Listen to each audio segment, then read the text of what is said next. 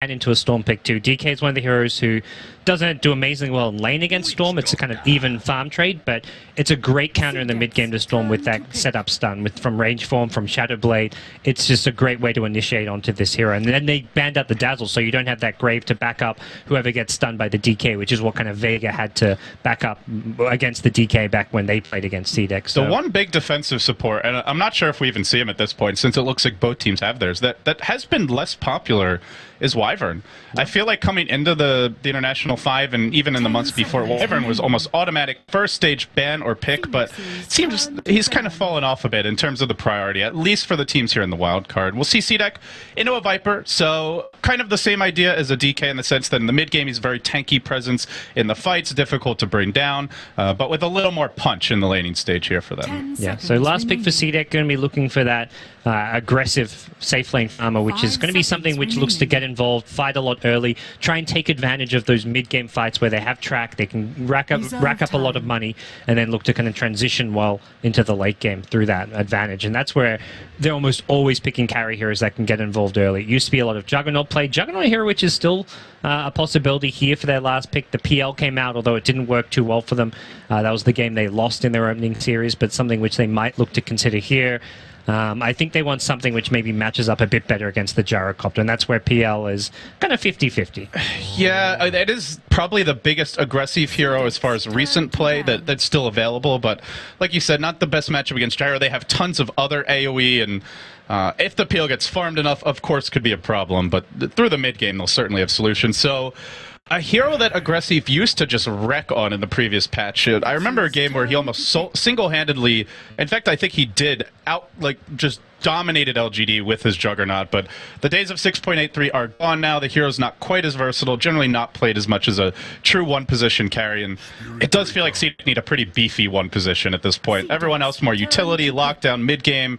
If they want this to go late, they're going to need someone who can really shoulder the load. The other thing they kind of need is a carry that has some laning presence, because Spirit Breaker, a great pickup. Lion's not really good at zoning out here. You've got kind of bad base. I mean, he got that base damage buff some time ago, but even with that, Spirit Breaker with a Stout Shield will just man up, trade hits with the Lion. If you get that bash, suddenly you're looking at maybe Lion being put on the back foot. So they really need a safe lane carry with some zoning and kill potential. Do you see any chance the Viper goes safe lane to deal with him and then you put someone else mid, or is that kind of off the table already? It's possible. It doesn't... Viper to me is not really an aggressive style of hero. He wants something maybe a bit more mobile with more kill potential. So I think it works, but it may just be putting CDEC too much outside of their normal kind of play style as far as their hero player role assignments. What else could it be? All right, well, it is the TA, so the Viper for Aggressive will go into a side lane, most likely. Yep. Pretty much who doesn't go mid. Hero that can do really Storm, and we saw a great TA performance earlier today. Deso is a lot cheaper now. We were talking about some of the other buffs as well while we were watching the games. The Blink Dagger's a lot on the hero, since until your refraction is broken, you can always use the Blink. It doesn't get deactivated instantly anymore. The hero has gotten some buffs. It also opens up Roshan potential. Pretty good tower sieger if she gets enough farm. So this gives an ability to take objectives like that, which frankly they didn't really have before this pick. Yeah, this mid lane's going to be really interesting, because you've not just... Because it's not really a 1v1 matchup. This is going to be like a 3v3 maybe. Yeah, it's going to be at least two with the Shaker and Bounty Hunter, mostly dedicated to that mid lane, and then we'll probably see maybe an occasional support rotation coming out. Not even necessarily a support rotation. You can see a Spirit Breaker charge on the mid lane at some point from March. March is going to be keeping a close eye, and more likely we see him rotate off the off lane rather than Nuts rotate from the safe lane, because Witch Doctor Gyrocopter, that's going to be a rough lane for Clockwork. The good thing with Clockwork is you can use that little cogs trick. You're guaranteed to at least get level 2 from the lane. But he can't get aggressive. Against the Gyro, yeah. Oh, you cogged me? Great. Eat a rocket barrage to the face, and suddenly you're the one who's dead. So it will be all about just getting experience on that off lane. Yeah, so I think both teams pulling out strong, solid drafts here, kind of picking to their strengths, and neither team really coming out necessarily on top from these picks that I'm seeing here. So it's going to be all come down to the playstyle and the execution, especially in the early game. I guess looking at the stylistic differences between the draft, while neither one is necessarily stronger or weaker, it does feel like MVP have a much stronger team fight backbone. They've got a lot of AoE from the Gyrocopter, good control from the Earthshaker as well. Even their other cores have at least a disable of some kind, the Charge and Nether Strike potentially batched from Spirit Breaker. You've got Storm Initiate and Witch Doctor with a big team fight ult. Look at CDEC, it feels a little more like that kind of let's spread the map, face rush, find these pickoffs with the Bounty Hunter, get some track gold, but in a true 5v5, until they get big items on the TA, the Viper, they're going to struggle a bit more there in the mid-game. Yeah. Something where I think MVP are going to have to go back to what they did in their opening series with KP on the Gyrocopters. He needs to be flexible. He needs to be TPing to these early engagements, which he did incredibly well in their opening game, which they won on the back of some great TP rotations.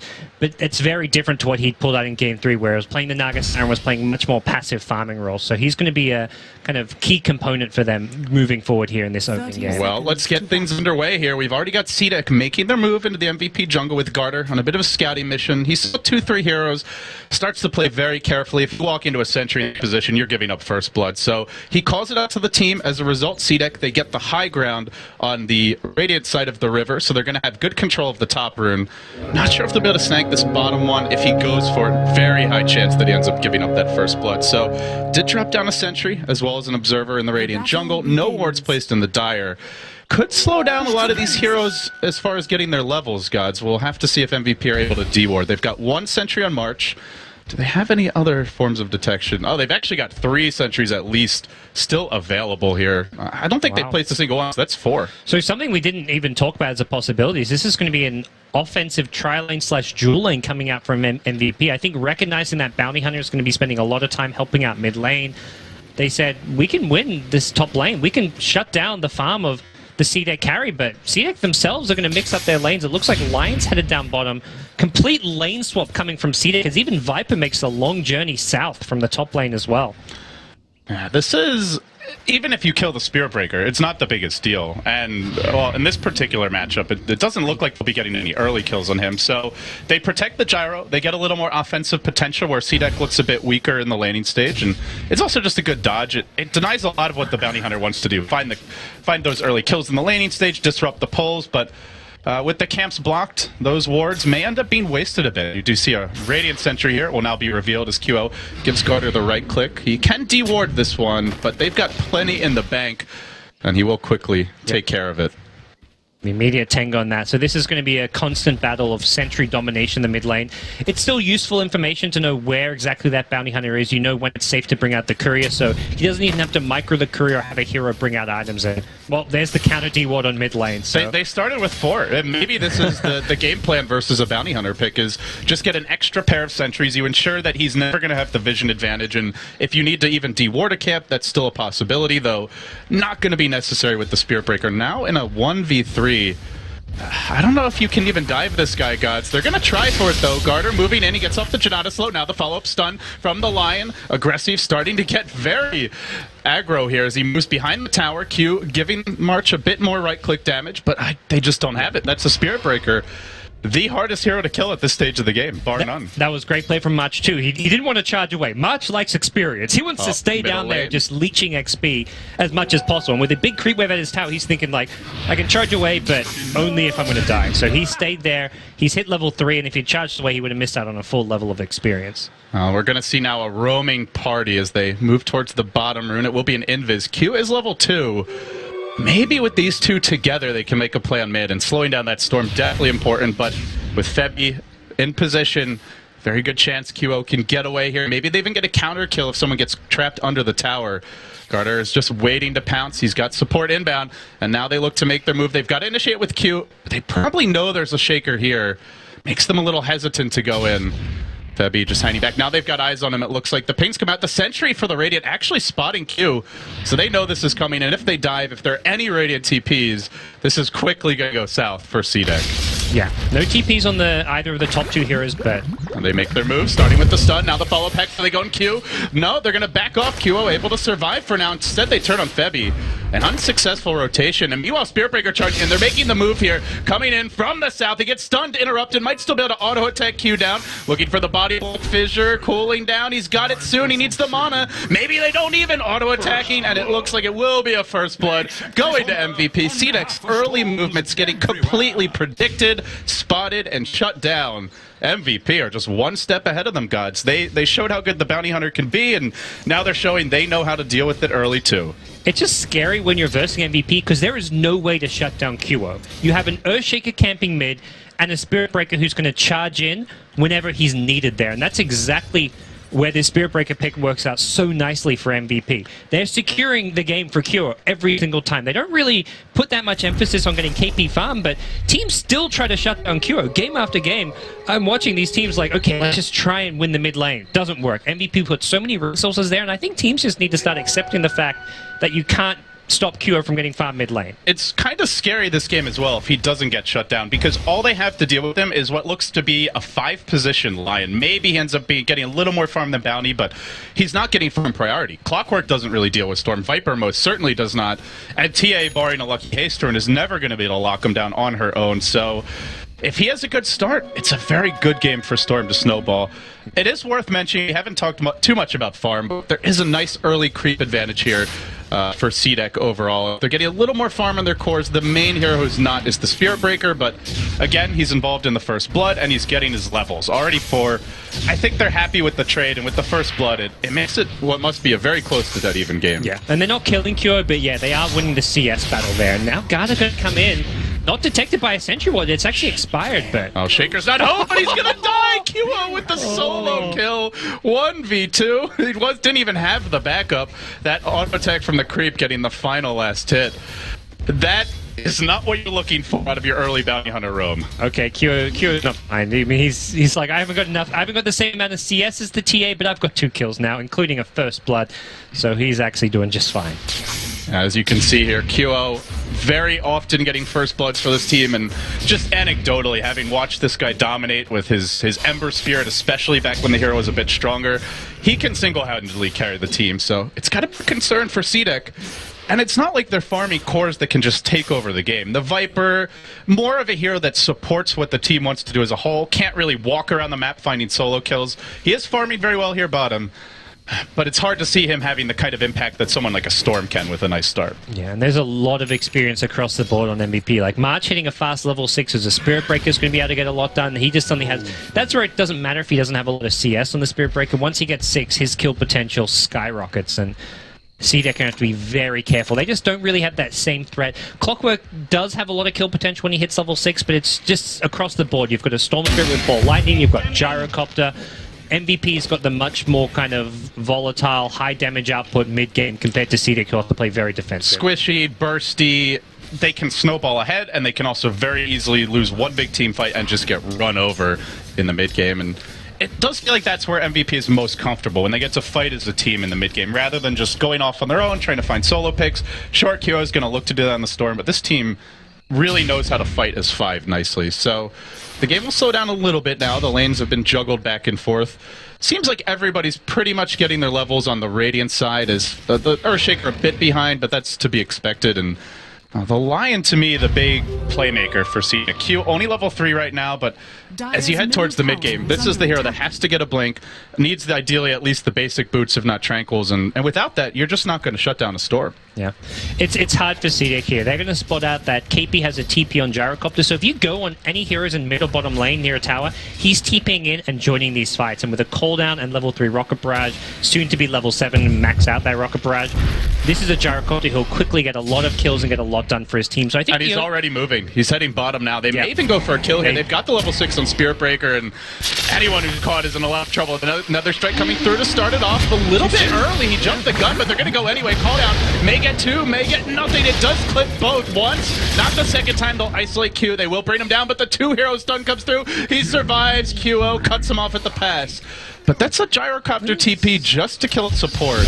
Pretty big investment, and it may open nuts up to a counterplay here as they move in. XC, though, out of mana.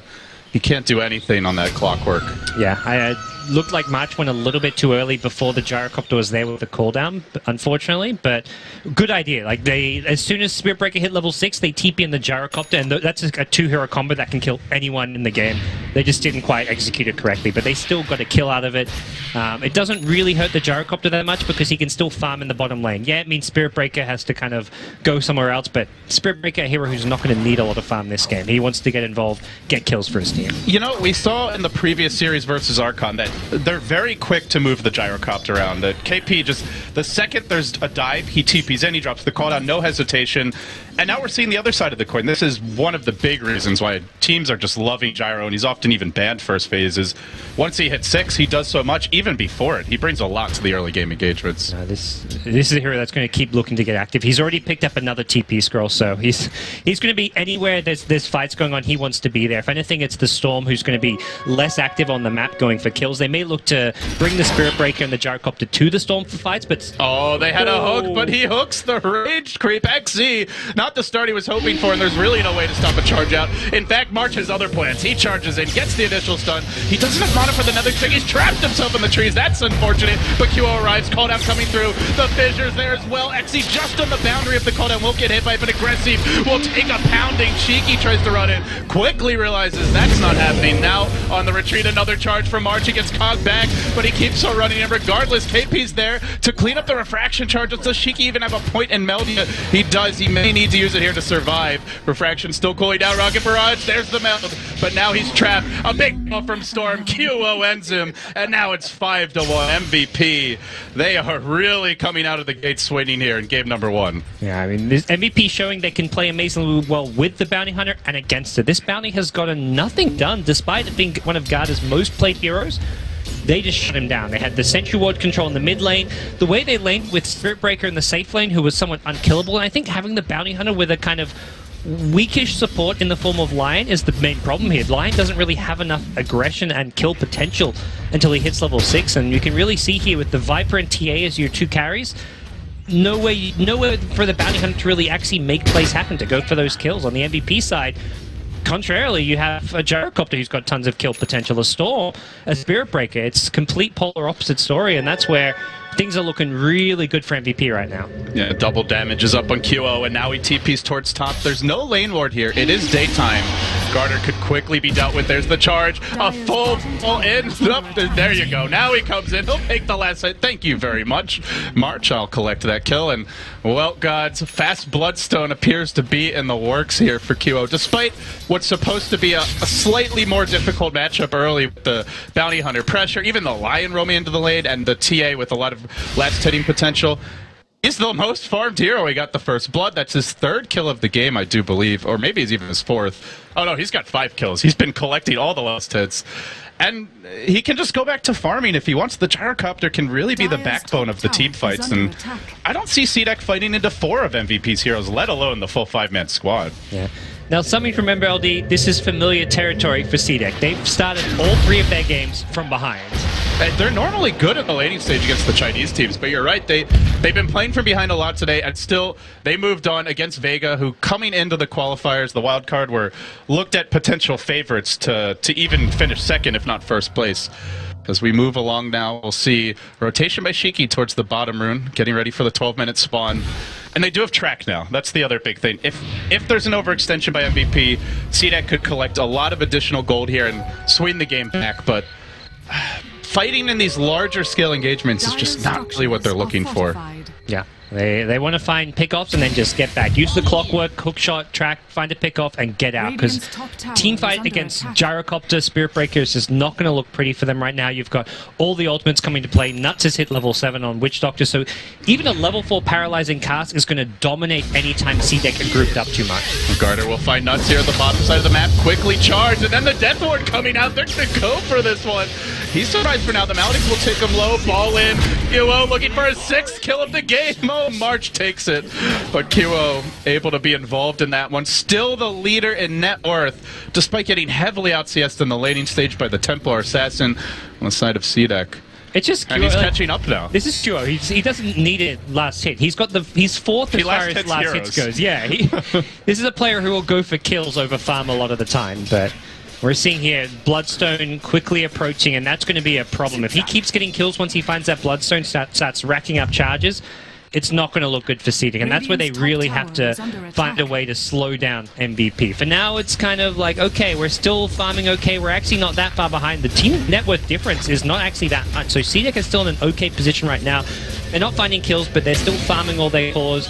No one's really that far behind. The Bounty Hunters achieved nothing, but the cores are still looking good. Here comes the charge, up just on the creeps. March gonna prevent the push for now. So what is CDEC waiting for here? I guess the big item is going to be Aggressive's mech, which is in the works. He's got 2 of the components, doesn't have the recipe just yet. Bit on the slower side for a mech, considering he got close to free farm in the laning stage, but didn't really find any kills early. But once he gets that, that's where maybe CDEC can look to start actually contesting MVP head-on in a larger clash. Yeah, I think TA looking to rush a Blink Dagger perhaps has saved up close to enough money for it. Oh, see, it looked like he did an amazing hook on 2 supports, but instead he gets charged. Then the Nether Strike attempted, double damage and getting stolen by the Lion. Nice retreat. The cooldown doesn't really accomplish a whole lot. First kill of the fight is against the Earthshaker, got caught a bit out of position, but the clock's the trade. This actually looks pretty decent for CDEC here. They go in with a finger. Second kill coming out. QO's going to have to retreat. They charge the Spirit Breaker away. Even the Witch Doctor ends up falling. It's 3 heroes down.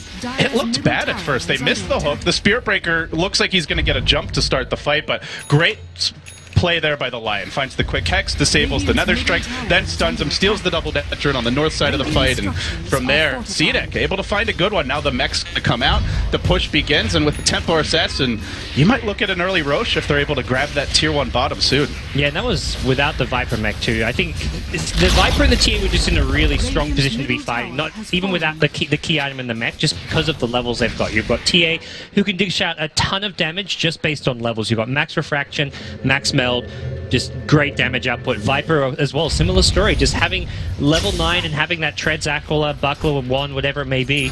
This is a hero who, if you're not killing quickly, will dish out damage over the course of a fight, and MVP just didn't find that quick pick-off apart from a Clockwork, who ended up just being great that he soaked up so many of the spells. QO does have 15 stick charges here. Should be pretty difficult to bring down, but gods, that is a straight Deso Rush. No Blink Dagger for our Templar Assassin here. And with this, Shiki can look for a very early Roach. He is also going to be very scary if they don't focus him first in the fight. They fall in, now they're going to initiate, but it's on Aggressive, actually charging past on the Shiki. The Fissure comes through, connects on 2, and now the call down as well. Aggressive brought down off the bat. The TA unable to find openings, driven back by the Deathlord, but there's the hook. Isolates to a follow-up stun. Very nicely done by QO. He'll bring down Febby. They look for a bit more. The Templar Assassin did fall, though. That's the big damage deal you have to counter first, and they take her down, and with that, it's going to be a route the other direction, despite the huge item pickup. Unable to get it involved. 3 for 1 the trade. MVP bouncing right back. Yeah, the difference this fight compared to the last one is that Gyrocopter was just in a much better position to dish out a lot of damage, constant rocket barrages. Last fight he got kind of isolated alone, brought down by the TA, as well as the Bounty Hunter, who got a nice Janata slow with the Shuriken. This time around KP was ignored. Oh, they're going to fight this though, gods. They're coming in from the rear. XE battery stop to start. He cogs nuts in, and then he pushes March back. Can they find 2? It's up to Q to make it happen. KP on the run. Into the trees goes March, but he can TP out from here, and they'll let him go. Didn't quite have the vision they needed there, so ends up being a 3 for 2 overall. Not too shabby in the end for MVP.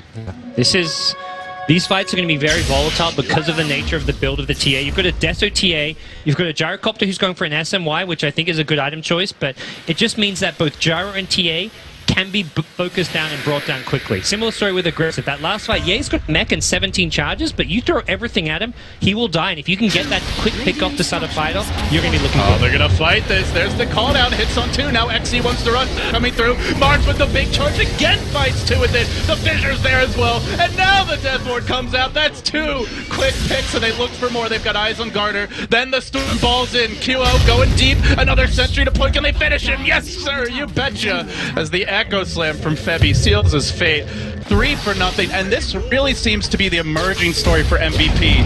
If you want to fight them, if you want to dive their towers or force objectives, they're not just going to bring 2 heroes. They're going to bring the whole kit and caboodle, 5 every fight, and give up absolutely no quarter. Yeah, and they do what they have to. They make sure they bring down the Viper to start a fight, and they don't want to bring him down slowly, because that's where, during that time, TA can dish out a lot of damage. Bounty Hunter can get a lot of tracks off Shurikens. Clockwork can cause problems, so they make sure they kill the Viper and kill the the Viper quick, which is not easy when you've got Max Corrosive, a mech. Again, he doesn't actually use his 17-1 charges, but I don't even think that's the issue here. Even if he popped that, he was still dying quickly because they use the Death Ward, Call Down, Rocket Barrage, everything they can. They throw it at the Viper, and the nature of the MVP.Phx is they've got constantly active heroes and spells. Rocket Barrage, it's got a tiny cooldown. QO and Viz scouting out CDEC's movements. They're going to see Q on the high ground. He doesn't know there's a bounty hunter here as well, but he does sure as hell see that lion.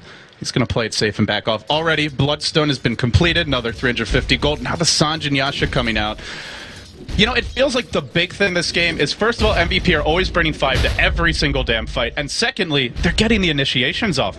Aside from the one fight mid where the Earthshaker got caught out and died, every other fight's been a 2-3 hero charge, 2-3 hero follow-up fissure from the Earthshaker, then the cooldown comes in, and you just can't fight anymore if you're CDEC. And it's a hard game for Lion to cancel those charges, because if he's in a position to cancel at the front lines, it means he's out of position. And then he's going to die. Yeah, so I don't actually think it's as easy as, oh, just Lion needs to be at the front using Impale or a Hex. It's really hard because the way the positioning works is what we're seeing now here in mid lane. Viper's out in front, and Lion has to be sitting pretty far behind the Viper. If he's anywhere near the Viper to cancel the charge, he's getting picked off. Storm says, okay, Fissure, I'll ball in. Dead Lion, and now you've got no control, no stuns whatsoever in a team fight. So it's actually not really possible for Q to cancel a charge in a team fight. I feel if you're CDEC, you really wanted that early Roche. Seems like one of the biggest benefits to the fast Deso, but with the tier 1 still at bottom and always a 5v5 clash, there's been no downtime to go for it. And now the pressure comes on mid. As CDEC smokes, they head up from the southern side of the river looking for a leap in. It's got to be the Clockwork who starts this fight. Will he find the hook to beat an XC? Throwing out the rocket, he hooks in. He isolates KP, who does not have a BKB as mentioned. He went for that early. Sanjayasha, he'll go down quickly. March also fingered and dealt with off the bat. And TA has not been contested. They buy back. The Spirit Breaker immediately looking to counterplay this, but it's a 3-for-1. The team that gets the jump seems to be the team that wins every frickin' fight. Yeah, and I think MVP feeling like they can protect the Gyrocopter with the defensive fissures charges, but without a BKB, if he gets hooked, that was the timing there. With a Blade Mail on Clockwork, you drop a cooldown and Rocket Barrage, only until that Blade Mail comes up, the Clockwork takes too much damage and just dies really quickly to the Gyro. But with the Blade Mail, you bring the Gyro with you. So you trade that Clock for the Gyro in a team fight, you win the subsequent fight that follows. And now, CDEC are going to secure Roche off of this. So this is what they've been waiting for. Sure, they didn't get the tower, but with 3 heroes dead, there's really no option for MVP to move into the pit. They may even suspect this is happening, but no chance. They're rotating on mid right now with the Storm. He may go for a solo kill, but he's not really going to be able to do much else as far as this Roshan goes. Tower gets denied by the clock. End up jumping XC, and now the Aegis comes out on the Templar Assassin of Shiki. I imagine a Blink Dagger in the works for him as well. Let's see, what is he going to build next? 3,000 gold? Does he just rush a BKB here? What do you think the build is for our Templar Assassin? Oh, there's your Blink. Blink's so good. The changes, I think it's definitely a core item. I guess maybe you go BKB before the Blink if you really want to have that magic immunity, but just some quickly assassinate a hero before they can do any damage in the fights. Synergizes so well with the clock. Like that last fight, if he can just Blink follow up the Clockwork, that Gyrocopter dies even faster. And especially with Gyrocopter, got to imagine is going a BKB as his next item pick up after how these fights are going down. That's where T having a Blink Dagger is going to be essential for killing the Gyrocopter if you want to hookshot initiate on him. So what's your game plan here if you're MVP? Maybe slightly rattled by giving up the Roche, a less than ideal fight mid. They're not too far down when it comes to gold, but they are starting to slip a bit. How do you look to come back? Are you dodging fights? Are you trying to take 5v5 clashes still, despite the gold deficit? What's your game plan if you're MVP? They're definitely strongest when they're grouped up. I mean, not just because of their hero, largely because of their hero line, but also just that's the MVP playstyle. The positioning needs to be more protective of the Gyrocopter, where he's not in a position where he's going to get hook-shotted and brought down like the last fight. So they have to be very wary of where those shots are coming from, be proactive with vision, scouting, and I think continuing a 5-man is fine. Problem is they're just trading right now, but they're looking to just kind of 5-man trade where they can until they have the Gyro BKB, and then they can really look to force the issue and take fights where they maybe don't have the positioning advantage because they can make up for it with an item like a BKB. Oh, Shiki, he's found a rather delicious stack of Ancients, and he wants to steal them. There's no Radiant Vision of this. This is a lot of gold going the wrong way. Does he continue to clean them up? No, he moves. They found QO. Fingers there. They initiate, stun him, and burst him. He can't Bloodstone denied. That ends the mega kill streak. For the first time in a long time, our Storm has gone down. And now they can finish the Ancients too. Shiki's right back at it. This has got to be close to like 1,000 gold swing or more. Those Ancients now falling.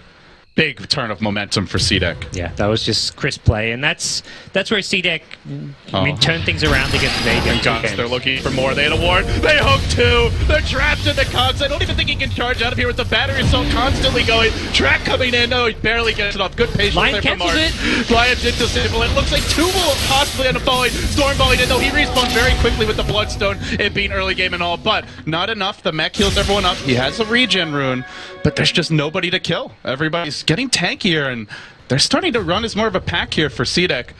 Could have been a whole lot worse for MVP, but in the end, they do end up losing a couple regardless. Yeah, that was just nice play there. CDEC's just mid-game decision-making has just been winning them games. They fall behind in the early game, and largely it's a playstyle team. They're versing these teams who very much prioritize going for kills, 5-manning a lot early, and then CDEC say, well, we're going to just wait for our lineup to really come online, and that's exactly what's happened here. They're just taking the right fights, finding the pickoffs, and just punishing slight mispositionings. Like you had the Storm in mid lane who gets caught out. They find the Ancients, then they find the 2 heroes at top lane. There's a ward mid. Might be a solo jump here on the clockwork. Does our Storm want to go for it? QO just desperately clawing for any sort of play, but with Clock having a Blade Mail as well as a Ghost Scepter, that's not the solo kill you're looking for. He even tries to cut the wave or something like that. No, doesn't seem to be the case as they backstab KP, and in goes Shigi with a freshly picked up BKB, but he gets fissure blocked away, then charge. That's going to use up pretty much all of the BKB. Aggressive also found one, now the hook, isolating Febby. Great catch there by XC. That and the Earthshaker keep him out of the team fight. The Death Ward's going for nuts. They need to focus him. They will. QO dies as well. CDEC just overrunning MVP, and they're forced back towards the base. They're going to lose a tier 2 potentially for this as the creeps push in. Febby actually made a narrow escape, but was kept away from the fight regardless. They're starting to find the openings, and Gods with double BKB, and now a Solar Crest coming out for the Bounty Hunter to keep these cores tankier. How do you actually kill either of those cores? It feels like they have to waste their BKBs if you're going to do it. And really scary, the Lion has a blink now as well. This means the Storm is even less safe in these fights. He's got that worry that if any Lion's anywhere nearby gets him with a Blink Hex, he's done for. So this game going to get very difficult for MVP. This is going to turn quickly into a just defend and turtle in our base. Defend the high ground. CDEC, this Aegis will expire, so I don't think CDEC will be able to get a lane of racks with the Aegis, but they're going to get complete map control. They're going to have all the farm they want. They can take the Radiant jungle, take their own jungle, farm all 3 lanes, and MVP, their map is going to quickly tighten up and shrink as to where they can actually go. And they're going to be forced whenever they move somewhere to just move as a unit of 5 and just not have the same efficiency that CDEC have with what they can farm. XC is hunting. Oh, he tried to hook him mid-chart, but that's okay. Q's here for backup. Gets off the Hex, the follow-up stun coming through. Even a TA trap deployed to try and slow March down a bit further. He nether strikes his way out of this. No, he can't. He gets chain stunned by the battery stall and will end up falling. CDEC with another good grab. Now this could be a big item. Earthshaker does manage to collect his blink. Febby, I guess a very fortunate survival earlier, as he may not have had this had he died to the clockwork in the previous fight. Still though, with track on the map, with always the rockets flying out, it's pretty difficult as an Earthshaker not to be spotted, and then it's just a matter of popping your BKB or backing off to avoid that echo. Yeah. I feel so much of CDEC's strong mid-game has just come from their vision advantage and not through warding per se. You know, they've got great vision through their wards, but they've got scouting skills. They've got TA traps, they've got Bounty Hunter with just the constant shadow walk around the map, they've got Rocket Flare, and MVP just haven't had that same luxury of being able to scout and see so much of the map. They're covering everything in sentries, but it's all about defensive vision for them. With CDEC, they're just so aggressive with what they can see on the map to find those pickoffs. It seems like they want to go now, Gods. Viper picking up a late drums around 27 minutes, and everybody just rotating on the mid lane. They've got 5 heroes in deep march. He tries to charge, realizes his folly, will back off. There's the fissure. 3 hero call down coming through. Is that going to be enough, though? The big ball in from QO. Tries to finish off QO. Will finish off QO and gets the kill. XC driven back by the Death Ward. Very nicely fought here so far for MVP. They still have Echo. CDEC got to be careful about diving much farther. There's the fissure. Only connects on 1. Spear Breaker charging away to the north. Get me the hell away. Beam me up, Scotty. He's split pushing top lane. And he will continue. Garner gets clobbered by Febby. And meanwhile, the Spear Breaker just continue to be out of the fight. They will lose him. The Storm as well as the Earthshaker falling here in the end. March does TP home in the end. But they hold for now. They bring down 3. They give up 2. And they hold the high ground. Great defense there by MVP. And I think CDEC just got a little over-eager with that push. Absolutely, and I think the last few fights have just gone so well and been so one-sided. They're like, oh, we can kind of play these aggressive style of pushes. Yeah, we may be running into a cooldown, but it's going to be okay. But the blink on the Earthshaker as well as the BKB on Gyrocopter were two items they hadn't actually fought into yet. And it was CDEC such a great opening, too. Yeah. 3-hero fissure, cooldown hits everyone. They do pop their BKBs at that point, but then they've committed their BKBs just for a fissure and cooldown, which are... The fissure will cool down as the fight progresses, and the cooldown is a fairly low cooldown spell in its own right. We do see a jump bottom lane, March getting picked off on the on the Spear Breaker, rather, as Q initiates with his own blink. And this is the danger. When you fall behind in vision, you go off on your own, you're going to get punished by this mobile CDEC lineup. They hook in, though, isolating the Earthshaker. Hope he catches another team fight. QO tries to go in. He gets instantly stunned. Looks like he may fall to Shiki. He will. Those side blades doing work. KP moving forward, but he can't get eyes on Garner. He's going to go instead for the Lion, but gets juked. Now he decides he wants to run a little bit. The cat's not going to bounce at all. They might put a stun KP. They will. They keep him from going back home. It's 4 dead. It may well be 5. This Gyrocopter fighted day and night, and they'll get a little bit of sweet track gold on top of it. 3 heroes pounce. CDEC thoroughly outplaying MVP, and it's all about the vision. They have the lane ward bottom, so they're able to hook their Shaker to start the fight. Tracks are coming out throughout the engagement. There's just no element of surprise here for MVP. It's game of vision. Not only did they keep Earthshaker out of the fight, but he just gets solo kill. Clockwork, job done. You've killed an Earthshaker. That's achieved so much, because I think MVP were trying to catch him by surprise, going for kind of a 4v5 engagement after losing their Spirit Break, having him picked off, because they know he's going to respawn in about 20 seconds. So if the fight goes a long time, he'll make it there towards the end for maybe some cleanup, but CDEC just saw everything coming their way with that vision. Oh, Storm balling in. He does get hexed, though. No. QO trying to stall this push is going to die another time. No Bloodstone Deny available. Got cogged back anyway. Wouldn't have mattered, and he's out of the game for 50 seconds, Scott. That's at least 1 lane of racks. No. Oh, there is an Echo Slam soon. Febi's just about it, but is it going to be enough, though? It's level 1, and CDEC... It's really not. They're going to be split up. They're not going to position for a big Echo... Well, presumably they're not. They know it's available. They know it's coming their way, so... They've got BKBs here on the cores ready to roll. Aggressives has cooldown. Shiki's going to move in. They throw the Solar Crest on him, and they just don't have the physical damage to bring him down, and they can't rely on magic, as he's always got the BKB in his pocket. He'll try to take this tower down as well, soaking up a lot of the incoming damage. Febi waits. He fissures to slow the push a little bit, but once this track starts coming out, very difficult to initiate. Garter looking for angles to find those. Shiki will blink out, and perhaps they retreat. The Storm about to respawn. They've already gotten a lane of Rex. No reason to overcommit. And Roche is respawning soon, so they know the max respawn is about like a minute away, so it's sometime in the next 60 seconds. They've got complete map control, they've got traps all over the map, they've got great vision near the top lane, the bottom lane. They're going to be looking to secure this Roshan, and they can do so with ease. All MVP could maybe look to do is group up for a 5-man hopeful smoke towards Roche, but that becomes obvious. If CDEC have the lane pushed out and no one's defending these lanes or showing on the map, you're expecting that 5-man smoke going your way, so you can just position in preparation for what's coming your way. But I still feel MVP have to go for it. They're going to go for this kind of desperation smoke. It's going to be obvious soon. The lanes are pushing against them in at least 2 of the 3 lanes, and creeps are deep. So CDEC for now back off a little bit. They haven't fully realized what's going on, as Clockwork is rather deep in enemy territory, but you can see he's kind of hiding in the tree line. So it seems even XC knows. Do they try to take the Roche? Now that's the real question. It has just respawned. They don't have Desolator. They don't really have any minus armor. They have to kill the TA trap, and as soon as you kill the TA trap, you reveal where you are. This is, I mean, it's a catch-22. They're waiting for CDEC to come take Roche, and they want to take a fight. But they're waiting in an awkward position. Clockwork could cog everybody, and they think better of it. Now they want to back, but they've been scouted out a little bit here.